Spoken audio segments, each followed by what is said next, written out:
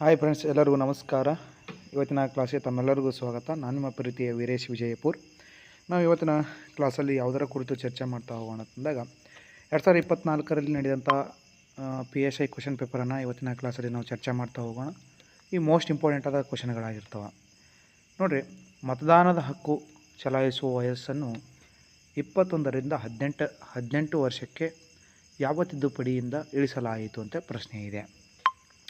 ಇಲ್ಲಿ ನೋಡ್ಬೋದು ನೀವು ಏನೇನು ಕೊಟ್ಟಿದ್ದಾನೆ ಅಂತಂದಾಗ ಸಂವಿಧಾನದ 42ನೇ ತಿದ್ದುಪಡಿ, ಸಂವಿಧಾನದ 44ನೇ ತಿದ್ದುಪಡಿ, C 61ನೇ ತಿದ್ದುಪಡಿ, D 72ನೇ ತಿದ್ದುಪಡಿ. ತಮ್ಮೆಲ್ಲರಿಗೂ ಗೊತ್ತಿದ್ದಂತೆ ಮೊದಲು ಮತದಾನದ ವಯಸ್ಸು ಎಷ್ಟಿತ್ತಪ್ಪ ಅಂತಂದಾಗ 21 ಇತ್ತು. ಆ ಮತದಾನದ ವಯಸ್ಸನ್ನು 21ರಿಂದ 18ಕ್ಕೆ ಇಳಿಸಿದಂಥ ಸಂವಿಧಾನದ ತಿದ್ದುಪಡಿ ಯಾವುದಪ್ಪ ಅಂತಂದಾಗ 61ನೇ ತಿದ್ದುಪಡಿ. ಸಂವಿಧಾನದ 61ನೇ ತಿದ್ದುಪಡಿ ಏನಪ್ಪ ಅಂತಂದಾಗ ಇದಕ್ಕೆ ಸಂಬಂಧಿಸಿದೆ ಅಂತೇಳಿ ತಮಗೆ ಗೊತ್ತಿರಲಿ. ನೋಡಿ, ಇಂಗ್ಲೀಷ್ನಲ್ಲಿ ಕೊಟ್ಟಿದ್ದಾನೆ. ದ ಏಜ್ ಟು ಎಕ್ಸರ್ಸೈಸ್ ಏನಪ್ಪ franchise to vote was reduced from 21 years to 18 years by ಅಂತೇಳಿ ಕೊಟ್ಟಿದ್ದಾನೆ. 42 ಅಮೆಂಡ್ಮೆಂಟ್ ಕೊಟ್ಟಿದ್ದಾನೆ, 44 ಅಮೆಂಡ್ಮೆಂಟ್ ಕೊಟ್ಟಿದ್ದಾನೆ, 61 ಅಮೆಂಡ್ಮೆಂಟ್ ಕೊಟ್ಟಿದ್ದಾನೆ, 72 ಅಂತ ಕೊಟ್ಟಿದ್ದಾನೆ. ಇಲ್ಲಿ ಆನ್ಸರ್ ಏನಂತಂದಾಗ 61ನೇ ತಿದ್ದುಪಡಿ ಅಂತೇಳಿ ತಮಗೆ ಗೊತ್ತಿರಲಿ. ಇಂಪಾರ್ಟೆಂಟ್. ಈ 42ನೇ ತಿದ್ದುಪಡಿಯನ್ನು ಸಂವಿಧಾನದ ಏನಪ್ಪ ಅಂತ ಕರಿತೀವಿ ಅಂತಂದಾಗ ಒಂದು ಮಿನಿ ಸಂವಿಧಾನ ಅಂತ ಕರಿತೀವಿ. ಮಿನಿ ಸಂವಿಧಾನ ಯಾವುದಪ್ಪ 42ನೇ ತಿದ್ದುಪಡಿ ಅಂತೇಳಿ ತಮಗೆ ಗೊತ್ತಿರಲಿ. 1976ರಲ್ಲಿ ಈ ತಿದ್ದುಪಡಿ ಮಾಡಲಾಗುತ್ತದೆ. 1976 42ನೇ ತಿದ್ದುಪಡಿ ಮಾಡುವ ಮೂಲಕ ಮೂಲಭೂತ ಕರ್ತವ್ಯಗಳನ್ನು ನಮ್ಮ ಸಂವಿಧಾನದಲ್ಲಿ ಅಳವಡಿಸಲಾಗುತ್ತೆ. ಆ ಮೂಲಭೂತ ಕರ್ತವ್ಯಗಳನ್ನು ಯಾವ ದೇಶದಿಂದ ಎರವಲು ಪಡೆದಪ್ಪ ಅಂತಂದಾಗ ರಷ್ಯಾ ದೇಶದಿಂದ ಎರವಲು ಪಡೆದಿದ್ದೇವೆ ಅಂತೇಳಿ ತಮಗೆ ತಿಳಿದಿರಬೇಕು. ಇಂಪಾರ್ಟೆಂಟ. ನೆಕ್ಸ್ಟ್ ನೋಡ್ತಾ ಹೋಗೋಣ. ನೋಡಿ, ಸಂವಿಧಾನದ ಮೇಲೆ ಮತ್ತೆ ಪ್ರಶ್ನೆಗಳನ್ನು ಕೇಳಿದಾನೆ. ಸಂವಿಧಾನ ಸಭೆಯಲ್ಲಿ ವಸ್ತುನಿಷ್ಠ ನಿರ್ಣಯ ಯಾರು ಮಂಡಿಸಿದರು ಅಂತೇಳಿ ಡಾಕ್ಟರ್ ಬಾಬು ರಾಜೇಂದ್ರ ಪ್ರಸಾದ್ ಅಂತೇಳಿ ಕೊಟ್ಟಿದ್ದಾನೆ. BR ಅಂಬೇಡ್ಕರ್, ಜವಾಹರ್ಲಾಲ್ ನೆಹರು, ಅಲ್ಲಡಿ ಕೃಷ್ಣಸ್ವಾಮಿ ಅಯ್ಯರ್ ಅಂತೇಳಿ ಕೊಟ್ಟಿದ್ದಾನೆ. ನೋಡಿ, the object resolution in the constituent assembly was mood by ಅಂತೇಳಿ ಕೊಟ್ಟಿದ್ದಾನೆ. ರಾಜೇಂದ್ರ ಪ್ರಸಾದ್, ಡಾಕ್ಟರ್ BR ಅಂಬೇಡ್ಕರ್, ಜವಾಹರ್ಲಾಲ್ ನೆಹರು, ಅಲ್ಲಾಡಿ ಕೃಷ್ಣಸ್ವಾಮಿ ಅಯ್ಯರ್ ಅಂತೇಳಿ ಕೊಟ್ಟಿದ್ದಾನೆ. ಇಲ್ಲಿ ತಮ್ಗೆ ಗೊತ್ತಿರಲಿ important, Jawaharlal Nehru. C option ಇಲ್ಲಿ ಸರಿಯಾದ ಉತ್ತರ ಆಗಿರ್ತೈತಿ. ಎಸ್, ನೆಕ್ಸ್ಟ್ ನೋಡ್ತಾ ಹೋಗೋಣ. ಎಸ್ ನೋಡಿ, ಸಂವಿಧಾನದ 371A ವಿಧಿ. ನೋಡಿರಿ, ನೀವು 2024ರಲ್ಲಿ ನಡೆದಂಥ ಪ್ರಶ್ನೆ ಪತ್ರಿಕೆಯನ್ನು ತೆಗೆದು ನೋಡಿದ್ರೆ ಇದು ಸಿಗ್ತದೆ ನಿಮ್ಮ ಕ್ವಶನ್. ಇದು ಸಂವಿಧಾನದ 371A ವಿಧಿಯು ಯಾವ ರಾಜ್ಯಕ್ಕೆ ಸಂಬಂಧಿಸಿದೆ ಅಂತೇಳಿ ಪ್ರಶ್ನೆಯನ್ನು ಕೇಳಿದ್ದಾನೆ. ಮಹಾರಾಷ್ಟ್ರ ರಾಜ್ಯ, ನಾಗಾಲ್ಯಾಂಡ್, ಕರ್ನಾಟಕ, ಅಸ್ಸಾಂ ಅಂತೇಳಿ ಕೊಟ್ಟಿದ್ದಾನೆ. ತಮ್ಗೆ ಗೊತ್ತಿರಲಿ 371A ಯಾವ ರಾಜ್ಯಕ್ಕೆ ಸಂಬಂಧಿಸಿದೆ ಅಂತ ನೋಡ್ತಾ ಬಂದಾಗ ನಾಗಾಲ್ಯಾಂಡ್ ರಾಜ್ಯಕ್ಕೆ ಸಂಬಂಧಿಸಿದೆ ಅಂತ ನಮ್ಗೆ ಗೊತ್ತಿರಲಿ. ನೋಡಿ, ಇಂಗ್ಲೀಷ್ನಲ್ಲಿ ಕೊಟ್ಟಿದ್ದಾನೆ. Article 371A of constitution provides special provision ಅಂತೇಳಿ ಕೊಟ್ಟಿದ್ದಾನೆ. ಇಲ್ಲಿ ಆನ್ಸರ್ ಏನಂತಂದ್ರೆ ನಾಗಾಲ್ಯಾಂಡ್ ಅಂತೇಳಿ ತಮಗೆ ಗೊತ್ತಿರಲಿ. ನೆಕ್ಸ್ಟ್, ಕರ್ನಾಟಕಕ್ಕೆ ಸಂಬಂಧಪಟ್ಟ ಸಂವಿಧಾನದ ವಿಧಿ ಯಾವುದಂದಾಗ 371J ವಿಧಿ ಅಂತೇಳಿ ತಮಗೆ ಗೊತ್ತಿರಲಿ. ಎಸ್, ಇಷ್ಟು ಗೊತ್ತಿರಲಿ. ಅಸ್ಸಾಂ ರಾಜ್ಯಕ್ಕೆ ಯಾವುದು ಸಂಬಂಧಿಸಿದೆ ಅಂತೇಳಿ ನೋಡೋಣ. ಆನ್ಸರನ್ನು ಕಮೆಂಟ್ ಮಾಡ್ತಾ ಬನ್ನಿ.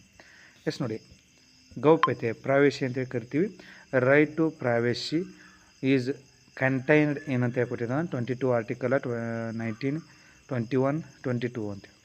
ಇಲ್ಲಿ ಗೌಪ್ಯತೆ ಹಕ್ಕು ಎಂಬ ಲೇಖನ ಯಾವ ವಿಧಿ ಅಂದರೆ ಯಾವ ವಿಧಿಯಲ್ಲಿ ಅಳವಡಿಸಲಾಗಿದೆ ಅಂತೇಳಿ ತಮಗೆ ಗೊತ್ತಿದ್ದಾನೆ. ಲೇಖನ 22, 19, 21, 22. ಇಲ್ಲಿ ಆನ್ಸರ್ ಏನಂತ 21 ಅಂತೇಳಿ ತಮಗೆ ಗೊತ್ತಿರಲಿ. ರೈಟ್ ಟು ಪ್ರೈವೇಸಿ ಯಾವುದರಲ್ಲಿ ಬರ್ತದೆ ಆರ್ಟಿಕಲ್ 21ನಲ್ಲಿ ಬರ್ತಂತೇಳಿ ತಮಗೆ ಗೊತ್ತಿರಬೇಕಾಗತ್ತಾ. ಎಸ್, ನೆಕ್ಸ್ಟ್ ನೋಡಿ, ಸರ್ವೋಚ್ಚ ನ್ಯಾಯಾಲಯದ ಮೂಲ ಅಧಿಕಾರ ವ್ಯಾಪ್ತಿ ಯಾವ ವಿಧಿಯಲ್ಲಿ ಅಳವಡಿಸಲಾಗಿದೆ ಅಂತ ಪ್ರಶ್ನೆಯನ್ನು ಕೇಳಿದ್ದಾನೆ. ನೋಡಿ, ಒರಿಜಿನಲ್ ಜುರಿಡಿಕ್ಷನ್ ಏನಪ್ಪ ಅಂದ್ರೆ ಡಿಕ್ಷನ್ ಅಂತೇಳಿ ಬರ್ತೈತಿ of the supreme court is contained ಏನಂತೇಳಿ ಕೊಟ್ಟಿದ್ದಾನೆ. Article 131, article 129, article 132, option D 136, article 136 ಅಂತೇಳಿ ಕೊಟ್ಟಿದ್ದಾನೆ. ಇಲ್ಲಿ ಆನ್ಸರ್ ಏನಾಯ್ತು ನೋಡ್ತಾ ಬಂದಾಗ ಸರ್ವೋಚ್ಚ ನ್ಯಾಯಾಲಯ ಮೂಲ ಅಧಿಕಾರ ಯಾವ ವ್ಯಾಪ್ತಿಯಲ್ಲಿ ಒಳಗೊಂಡಿದೆ ಅಂತ ನೋಡ್ತಾ ಬಂದಾಗ 131ನೇ ವಿಧಿ ಅಡಿಯಲ್ಲಿ ಇದನ್ನು ಅಳವಡಿಸಲಾಗಿದೆ ಅಂತೇಳಿ ತಮಗೆ ಗೊತ್ತಿರಲಿ. ಎಸ್, ನೆಕ್ಸ್ಟ್ ನೋಡ್ತಾ ಹೋಗೋಣ. ನೋಡಿ, ಭಾರತೀಯ ಸ್ವತಂತ್ರ ಹೋರಾಟದ ಸಮಯದಲ್ಲಿ ಕೆಳಗಿನವರಲ್ಲಿ ಯಾರು ಪ್ರೀ ಇಂಡಿಯನ್ ಲೀಜನ್ ಎಂಬ ಒಂದು ಸೈನ್ಯವನ್ನು ಬೆಳೆಸಿದರು ಅಂತ ಪ್ರಶ್ನೆಯನ್ನು ಕೇಳಿದಾನೆ. ಲಾಲಾ ದಯಾಳ್ ಅಂತೇಳಿ ಕೊಟ್ಟಿದ್ದಾನೆ, ರಾಸ್ ಬಿಹಾರಿ ಬೋಸ್, ಸುಭಾಷ್ ಚಂದ್ರ ಬೋಸ್, ವಿ ಡಿ ಸಾವರ್ಕರ್ ಅಂತೇಳಿ ಕೊಟ್ಟಿದ್ದಾನೆ. ಇಲ್ಲಿ ಪ್ರೀ ಇಂಡಿಯಾ ಲೀಜನ್ ಎಂಬ ಒಂದು ಸೈನ್ಯವನ್ನು ಬೆಳೆಸಿದವರು ಯಾರತ್ನಾಗ ತಮಗೆಲ್ಲರಿಗೂ ಗೊತ್ತಿದ್ದಂತೆ ಯಾರಪ್ಪ ಅತ್ನಾಗ ಸುಭಾಷ್ ಚಂದ್ರ ಬೋಸ್ ಅಂತೇಳಿ ತಮಗೆ ಗೊತ್ತಿರಲಿ. ತ್ರಿಪುರಾ ಕಾಂಗ್ರೆಸ್ ಅಧಿವೇಶನವನ್ನು ಕೈಗೊಳ್ತಾರೆ. ಎಷ್ಟರಲ್ಲಿ ನಡೀತಂದ್ರೆ ತ್ರಿಪುರಾ ಕಾಂಗ್ರೆಸ್ ಅಧಿವೇಶನ 1999ರಲ್ಲಿ ನಡೀತಂತೆ ತಮಗೆ ಗೊತ್ತಿರಲಿ. ಎಸ್, ನೆಕ್ಸ್ಟ್ ನೋಡ್ತಾ ಹೋಗೋಣ. ಸರ್ದಾರ್ ಪಟೇಲ್ ಅವರ ಅಧ್ಯಕ್ಷತೆಯಲ್ಲಿ 1931ರಲ್ಲಿ ಭಾರತೀಯ ರಾಷ್ಟ್ರೀಯ ಕಾಂಗ್ರೆಸ್ ಕರಾಚಿ ಅಧಿವೇಶನಕ್ಕಾಗಿ ಮೂಲಭೂತ ಹಕ್ಕುಗಳು ಮತ್ತು ಆರ್ಥಿಕ ಕಾರ್ಯಕ್ರಮದ ಕುರಿತು ನಿರ್ಣಯವನ್ನು ಯಾರು ರಚಿಸಿದರು ಅಂತ ಕೊಟ್ಟಿದ್ದಾನೆ. ಮಹಾತ್ಮ ಗಾಂಧಿ, ಪಂಡಿತ್ ಜವಾಹರ್ಲಾಲ್ ನೆಹರು, ರಾಜೇಂದ್ರ ಪ್ರಸಾದ್, ಡಾಕ್ಟರ್ BR ಅಂಬೇಡ್ಕರ್ ಅಂತ ಕೊಟ್ಟಿದ್ದಾನೆ. ಇಲ್ಲ ನೋಡ್ತಾ ಬಂದಾಗ ಮೂಲಭೂತ ಹಕ್ಕುಗಳು ಮತ್ತು ಆರ್ಥಿಕ ಕಾರ್ಯಕ್ರಮದ ಕುರಿತು ನಿರ್ಣಯವನ್ನು ಯಾರು ಕೈಗೊಂಡ್ರು ಅಂತಂದಾಗ ಪಂಡಿತ್ ಜವಾಹರ್ಲಾಲ್ ನೆಹರು ಅಂತೇಳಿ ತಮಗೆ ಗೊತ್ತಿರಲಿ. ಇಂಪಾರ್ಟೆಂಟ್ ಎಲ್ಲಿ 1931 ಕರಾಚಿ ಅಧಿವೇಶನದಲ್ಲಿ ಇಂಪಾರ್ಟೆಂಟ್ ನಮ್ಗೆ ಗೊತ್ತಿರಲಿ. ಸರ್ದಾರ್ ವಲ್ಲಭಾಯ್ ಪಟೇಲ್ ಅವರ ಅಧ್ಯಕ್ಷತೆಯಲ್ಲಿ ಎಲ್ಲಿ ನಡೀತಾ ಕರಾಚಿಯಲ್ಲಿ ಒಂದು ಅಧಿವೇಶನ ನಡೀತು 1931ರಲ್ಲಿ.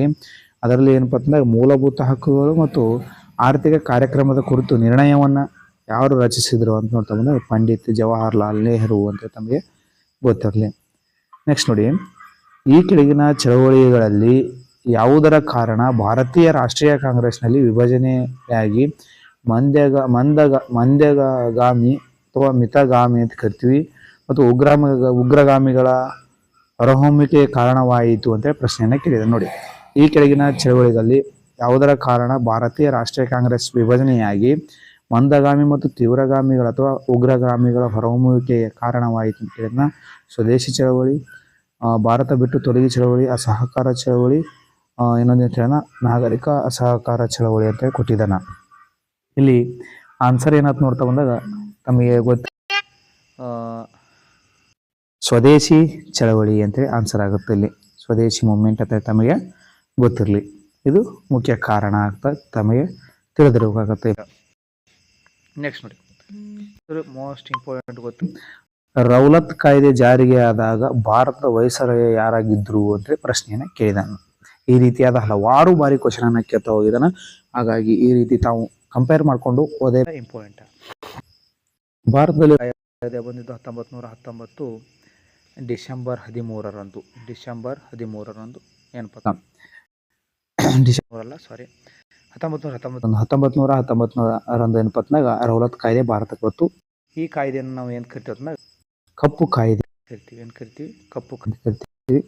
Lord Irwin, Lord Reading, Lord Chelmsford, Lord Wavell ಅಂತೇಳಿ ಕೊಟ್ಟಿದ್ದಾನ. ಇಲ್ಲಿ ಗೊತ್ತಿರಲಿ ಲಾರ್ಡ್ ಚೇಮ್ಸ್ಫರ್ಡ್ ಅಂತೇಳಿ ತಮಗೆ ಗೊತ್ತಿರಲಿ. ರೌಲತ್ ಕಾಯ್ದೆ ಅಥವಾ ಕಪ್ಪು ಕಾಯ್ದೆ ಜಾರಿಗೆ ಬಂದಾಗ ಭಾರತ ವೈಸರಾಯ ಆಗಿದ್ದ ಅಂತೇಳಿ ತಮಗೆ ಗೊತ್ತಿರಬೇಕಾಗತ್ತ. ಲಾರ್ಡ್ ಇರ್ವಿನ್ ಮಹಾತ್ಮ ಗಾಂಧಿ ಅವರ ಮಧ್ಯೆ ಆದ 1931ರಲ್ಲಿ ದೆಹಲಿ ಒಪ್ಪಂದ ಅಂತ ಕರಿತೀವಿ ಅಥವಾ ಗಾಂಧಿ ಒಪ್ಪಂದ ಅಂತ ಕರಿತೀವಿ. 1931ರಲ್ಲಿ ನಡೀತು. ಇಂಪಾರ್ಟೆಂಟ್ ತಮಗೆ ಗೊತ್ತಿರಲಿ. ಗಾಂಧಿ ಇರ್ವಿನ್ ಒಪ್ಪಂದ ಯಾವ ವರ್ಷ ಆಯ್ತು ಅಂದ್ರೆ ಬಹಳ ಬಾರಿ ಎಕ್ಸಾಮ್ ಅಲ್ಲಿ ಕೇಳಿದಾನ. 1931. ಅದಕ್ಕೆ ಇನ್ನೊಂದು ಹೆಸರಿಂದ ಕರೆಯಲಾಗುತ್ತೆ ದೆಹಲಿ ಒಪ್ಪಂದ ಅಂತೇಳಿ ತಮಗೆ ತಿಳಿದಿರಲಿ. ಎಸ್, ಇಷ್ಟು ಗೊತ್ತಿರಬೇಕಾಗುತ್ತೆ. ಇಷ್ಟು ಇವತ್ತು ಕ್ಲಾಸ್ ಆಗಿತ್ತು. ಕ್ಲಾಸ್ ಇಷ್ಟ ಆದರೆ ಲೈಕ್ ಮಾಡಿ, ಶೇರ್ ಮಾಡಿ, ಆದಷ್ಟು ನಿಮ್ಮ ಸ್ನೇಹಿತರಿಗೂ ಏನಪ್ಪ ಶೇರ್ ಮಾಡ್ತಾ ಹೋಗಿ. ಯಾಕಂದಾಗ ಇನ್ನು ಮುಂದೆ ಕಂಟಿನ್ಯೂ ಆಗಿ ಕ್ಲಾಸ್ ಮಾಡ್ಬೇಕಂತ ಅನ್ಕೊಂಡಿದ್ದೀನಿ. ಸ್ವಲ್ಪ ಸಪೋರ್ಟ್ ಕೊಡ್ತಾ ಹೋಗಿ. Thank you. ಇಲ್ಲಿವರೆಗೆ ನಾನು ಕ್ಲಾಸನ್ನು ವೀಕ್ಷಣೆ ಮಾಡಿದ್ದಕ್ಕಾಗಿ ತುಂಬ ಧನ್ಯವಾದಗಳು. ಇವತ್ತಿನ ಕ್ಲಾಸನ್ನು ಇಲ್ಲಿಗೆ ಎಂಡ್ ಮಾಡೋಣ.